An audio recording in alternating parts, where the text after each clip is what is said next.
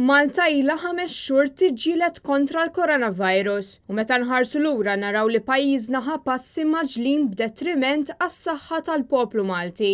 Ex-qar Net News it-tabib Frank Portelli meta mitlub jikkummenta dwar is-sitwazzjoni preżenti tal-pandemija.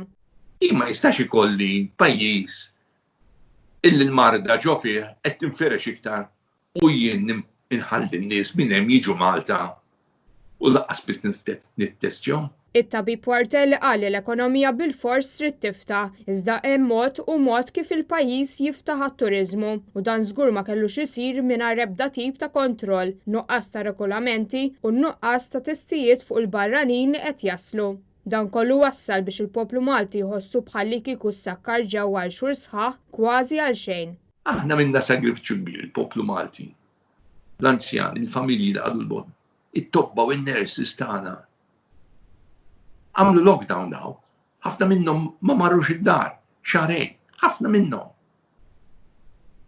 Għalhekk huma arrabjati. Frank Portelli qal li n-negozji ma jistgħux jimxu jekk is-saħħa tal-poplu Malti tkun f'riskju. Il-frontliners x'qegħdin jgħidu? Qegħdin jgħidu lill-gvern da ġenb. Aħna ma nistgħux nibqgħu sejrin hekk nissugraw ħajjitna u mbagħad kapriċċ niftu daw l-events tal-massa. U saħaq li hemm bżonn li nsalvaw is-saħħa tagħna billi b'serjetà ma nħallux li l-virus jinxtered bit-traskuraġni għaliex inkella dan se jwassal biex ikun hemm effetti negattivi fuq is-saħħa u anke fuq l-ekonomija.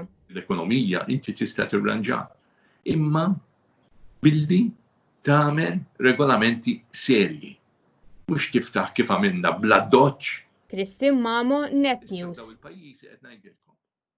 Daw il-pajjiżi qed jgħidulhom